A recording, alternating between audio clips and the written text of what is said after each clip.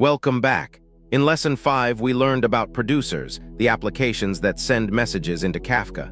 Today, we complete the picture with the other side, consumers, the applications that read those messages, and consumer groups which solve a very important performance problem. Let's dive in.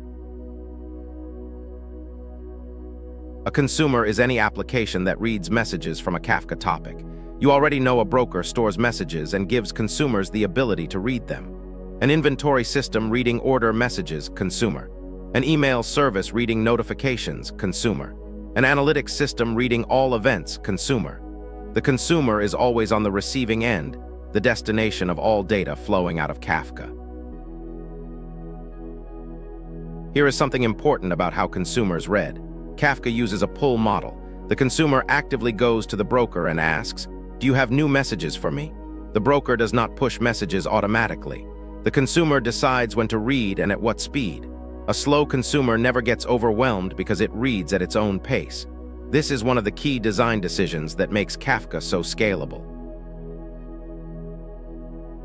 You already know every message has an offset, its position number. When a consumer reads, it reads in order using these offsets. It can start from offset 0, reading all messages ever stored, or from the latest, only new messages from now on, or from any specific offset it chooses. If something goes wrong, a consumer can go back and reread from an earlier offset, as long as the messages are still within the retention period. How does Kafka know which messages a consumer has already read? Through consumer offset tracking. Kafka stores the last offset each consumer processed inside a special internal topic called __consumer_offsets. Every time a consumer finishes processing a message, it commits the offset, telling Kafka I processed up to this point. If the consumer crashes and restarts, Kafka knows exactly where it left off. No messages missed, no messages processed twice. Let's see exactly what happens when a consumer crashes. The consumer reads and commits offsets 0 through 6. At offset 7 it crashes, offset 7 was never committed. When it restarts, it checks the consumer offsets topic, last commit was 6. So it starts reading from offset 7 exactly where it left off. No messages are lost. No messages are skipped. The messages were safely stored in Kafka the whole time. Here is a problem. You already know producers write thousands of messages per second to multiple partitions. What if a single consumer cannot keep up with all of them? It gets overwhelmed. Messages pile up. The system falls behind. Same bottleneck we saw with topics in Lesson 4. The solution is the same idea. Instead of one consumer doing all the work, we use multiple consumers working together. That is what a consumer group is. A consumer group is a group of consumers working together to read from the same topic.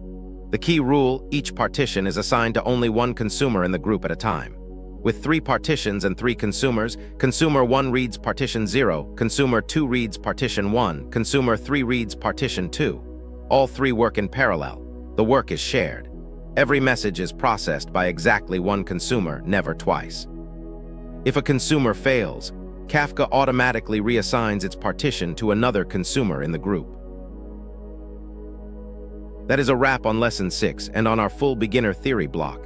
A consumer reads messages from Kafka using the pull model. Messages are read in order by offset. The consumer offsets topic tracks the last committed position. Consumer crashes restart from the last committed offset. Consumer groups share work, each partition assigned to one consumer. Kafka automatically reassigns if a consumer fails.